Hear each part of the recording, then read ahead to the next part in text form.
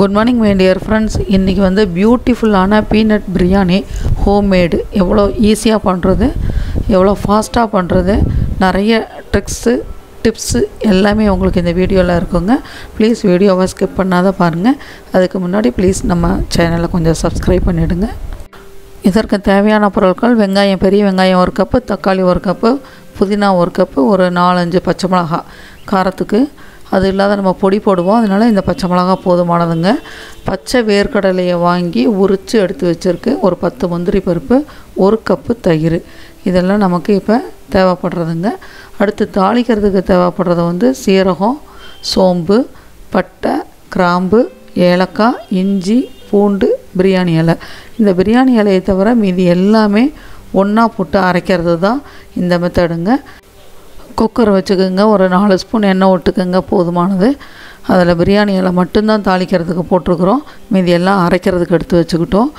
அது பிரியாணி எல்லாம் நல்லா ஃப்ரை ஆனதையும் வெங்காயத்தை போடுங்க. வெங்காயம் போட்டதையும் பச்சை மிளகாயும் அது கூடயே போட்டுருங்க. நல்லா எண்ணெயில் வதங்கட்டும். வெங்காயம் பச்சை மிளகாய் வதங்கினதையும் புதினாவை போட்டுட்டு அது வதங்கினதையும் பீனட்டு நம்ம கழுவி சுத்தம் பண்ணி எடுத்து வச்ச பீனட்டை போட்டு அதையும் போட்டு நல்லா வதக்கிடுங்க. உப்பு, மஞ்சத்தூள், பெருங்காயத்தூள் இது 3ஐயும் அந்த பீனட்டோடு சேர்த்து எல்லாத்தையும் சேர்த்து ஒன்றா மிக்ஸ் பண்ணி ஒரு தடவை கலந்து விட்டு ஒரு 2 நிமிஷம் வைங்க, கம்மியில் வைங்க. அதுக்கு அடுத்தது அரைக்கிறதுக்கு என்னென்னு பார்ப்போம். இஞ்சி, பூண்டு, பட்டை, கிராம்பு, சோம்பு, சீரகம், ஏலக்காய் எல்லாத்தையும் ஒன்றா போட்டு அரைக்கணும். இதில் அரைக்கும் போது புதினா ஒரு கை போட்டு அரைச்சிங்கன்னா கொஞ்சம் சாப்பாடு ரொம்ப வாசமாகவும் இருக்கும், டேஸ்ட்டாகவும் இருக்கும். போட்டு நல்லா நைஸாக அரைச்சி அந்த பேஸ்ட்டை தனியாக எடுத்து வச்சுக்கோங்க. இப்போ அரைச்ச விழுதை நம்ம அந்த குக்கரில் கொட்டி நல்லா மிக்ஸ் பண்ணிவிடும். அந்த பச்சை வாசனை போகிற அளவுக்கு நல்லா வதக்கிட்டு பொடி வகைகள்னு எடுத்துக்கிட்டால் ஒரு 4-5 ஸ்பூன் நான் சாம்பார் பொடி போட்டிருக்கேன். மல்லித்தூள் 1.5 ஸ்பூன் போட்டிருக்கேன். கொஞ்சம் கரம் மசாலா தூள் போட்டிருக்கேங்க. ஏன்னா தாளிக்கிறதுக்கு பட்டை கிராம்பு போடல, அதனால இது போட்டிருக்கேன். இதில் சாம்பார் பொடி, கறி பொடி எல்லாத்துக்குமே ஒரே வகையான பொடி ஹோம்மேடு நம்ம தயாரித்தது தான். இதை நம்ம வீடியோ போட்டிருக்குறோம். உங்களுக்கு தேவைன்னா அந்த வீடியோவை எடுத்து பார்த்துக்குங்க. இது நல்லா அந்த பொடியெல்லாம் மிக்ஸ் ஆனதையும் அந்த ட்ரை இல்லாத இருக்கிறதுக்கு 1 கப்பு தயிரை விட்டு நல்லா மிக்ஸ் பண்ணி அடுப்பை கம்மியில் வச்சுக்கோங்க, ஃபுல்லில் வச்சிடாதீங்க, அடிப்பற்றிடும். நல்லா மிக்ஸ் பண்ணி இது ஒரு 2 நிமிஷம் விட்டுருங்க.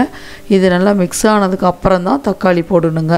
இப்போ தக்காளி வந்து இதுக்கோசரம் போடுறோன்னா தண்ணி ஊற்றி மிக்ஸ் பண்ணாத இருக்கிறதுக்கோசரம் தக்காளியை போட்டு அடுப்பை கம்மியிலேயே வச்சு நல்லா கிளறி விட்டு குக்கரை மூடி வச்சிட்டிங்கன்னா ஒரு 3 நிமிஷம் திறந்து பார்த்தீங்கன்னா ஒரு அதிசயம் அபூர்வமாக இருக்கும் உங்களுக்கு. அந்த பேஸ்ட்டு எல்லாமே நீங்கள் ஒரு 10-15 ஸ்பூன் எண்ணெய் விட்டு கலக்குனா எப்படி இருக்குமோ அதுக்கு ஈக்குவலாக இருக்கும். அந்த தக்காளியிலேருந்து வர்ற தண்ணி அந்த உள்ளுக்குள்ளே இருந்த அந்த டோட்டல் மசாலாவை மிக்ஸு வந்து அவ்வளோ அருமையாக இருக்கும் உங்களுக்கு. நல்லா மிக்ஸ் பண்ணி விட்டு லைட்டாக அடியில் பற்றி இருக்காது, நீங்கள் சொரனாலே வந்துடும். நல்லா மிக்ஸ் பண்ணி தக்காளியை நசுக்கி விட்டிங்கன்னா இந்த கலவை அந்த பச்சை வாசனை இல்லாத அட்டகாசமான ஒரு கலவை மிக்ஸ் ஆகிடுச்சுங்க. இதுதான் வந்து ஸ்டார் ஹோட்டல் மெத்தடில் செய்யக்கூடிய ஒரு பிரியாணியுடைய மிக்ஸு கலவை இது தான். இப்போ இதுக்கப்புறமே நம்ம அதுக்கு என்னென்ன ஊற்றுறோம், தண்ணி ஊற்றுறோன்றதை பார்த்து ஊற்றிக்க வேண்டியதாங்க. இப்போ பச்சை வாசனை போயிடுச்சு. இப்போ நான் அரிசி நம்ம எவ்வளோ ஊற வச்சுருக்கிறோமோ அதுக்கு 1 ஆழாக்குக்கு 2 ஆழாக்கு தண்ணி தான். சாதாரண வெள்ளை சாப்பாடு நம்ம எப்படி வைக்கிறோமோ அதே மாதிரியாக தான் பிரியாணி அரிசிக்கும் 1.5 ஆழாக்கெல்லாம் வைக்காதீங்க.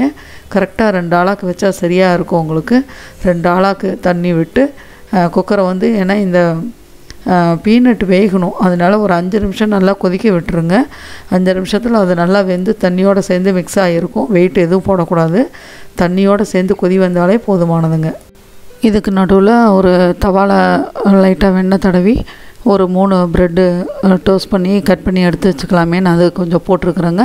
அது தனியாக அங்கே நல்லா முருகலானதையுமே தவாலியே கத்தியில் வச்சு 4 பீஸாக போட்டு கட் பண்ணி எடுத்து வச்சுக்கிட்டா லாஸ்ட்டாக சாப்பாட்டுக்கு போடுறதுக்கு நல்லாயிருக்குங்க.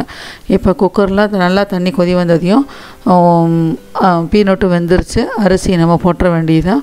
போட்டு நல்லா உப்பு கொஞ்சம் பத்தாது, இப்போ கொஞ்சம் போட்டு நல்லா மிக்ஸ் பண்ணி விட்டுட்டு நீங்கள் குக்கரை வந்து ஃபுல்லில் வச்சு மூடி வச்சிடணுங்க. வெயிட்டு போடக்கூடாது. நல்லா மூடி வச்சிங்கன்னா கரெக்டாக ஒரு 3 நிமிஷத்தில் திறந்து பார்த்திங்கன்னா சாப்பாடு, தண்ணி எல்லாமே கரெக்டாக வெந்து சரியாக இருக்கும். அருமையாக வெந்திருக்கும் உங்களுக்கு. ஓப்பன் பண்ணி பார்த்திங்கன்னா லைட்டாக தண்ணியாக இருக்கும் போதே அடுப்பு கம்மியில் வச்சுடுங்க, இல்லைன்னா அடிப்பற்றிடும். இப்போ இந்த நேரத்தில் காகத்துக்கு சாதம் வச்சுட்டு உப்பு பார்க்குறதா இருந்தால் பார்த்துட்டு உப்பு தேவையான கொஞ்சம் போட்டுக்கலாம். எனக்கு உப்பு சரியாக இருந்ததுங்க. அதனால் கொத்தமல்லி கொஞ்சம் கட் பண்ணி வச்சு கொத்தமல்லியை கொஞ்சம் மேலே தூவி விட்டு அந்த கொஞ்சோண்டு தண்ணி எரிக்கையிலே அந்த சாப்பாடை நல்லா அமர்த்திவிட்டு மேலே நல்லா ப்ரெஷர் கொடுத்து தம் பிரியாணி மாதிரி கரண்டிலே நல்லா புஷ் பண்ணி அமுத்திட்டு மேலே வந்து நம்ம அந்த ப்ரெட்டு டோஸ்ட் பண்ணி வச்சுருந்தோம் இல்லைங்களா, அது மேலே கொஞ்சம் போட்டு நல்லா பரப்பலாம். போட்டுட்டு தேவைப்படுறவங்க குழந்த இருக்கிற வீடாக இருந்தால் நடுவில் ஒரு 1.5 ஸ்பூன் நெய் விடுங்க. இல்லாதவங்க தேவையில்லை. இதை வச்சு நீங்கள் அடுப்பு குக்கரை மூடி வச்சுட்டிங்கன்னா கரெக்டாக ஒரு 10 நிமிஷம் அடுப்பு நிறுத்திடுங்க. சரியாக இருக்கும். உங்களுக்கு உள்ளுக்குள்ளே இருக்கிற தண்ணியும் இதுவும் சேர்ந்து மிக்ஸ் ஆகி ஒரு 1/4 மணி நேரத்தில் நல்லா ட்ரையாக உதிரியாக உங்களுக்கு அரிசி நல்லா பிரிஞ்சு வர அளவுக்கு அந்த தண்ணியில் வெந்து சரியாக இருக்கும். 1/4 மணி நேரம் கழித்து நீங்கள் திறந்து குக்கரை பார்த்தீங்கன்னா இங்கே சர்வ் பண்ண வேண்டியது மட்டும்தான் பாக்கி. First class peanut biryani ready ஆகிடுச்சு. இப்போ நம்ம அதை பவுலில் போட்டு சர்வ் பண்ணிடலாங்க. அருமையான பீனட் பிரியாணி எப்படி செய்கிறது ஹோம்மேடு அப்படின்றத நம்ம இன்றைக்கி வீடியோவில் பார்த்துருக்குறோம். இப்போ வந்து உடனே நீங்கள் எடுத்திங்கன்னா இந்த மாதிரி கொஞ்சம் நல்லா வயசானவங்க சாப்பிட்ற மாதிரி இருக்கும். ஒரு 1/4 மணி நேரம் கழித்து நீங்கள் எடுத்திங்கன்னா நல்லா உதிரியாக ஹோட்டலில் சாப்பிட்ற மாதிரி அருமையாக இருக்கும் பிரியாணிங்க. இந்த பிரியாணி மெத்தடு உங்களுக்கு ரொம்ப யூஸ்ஃபுல்லாக இருக்கும்னு நினைக்கிறேன்.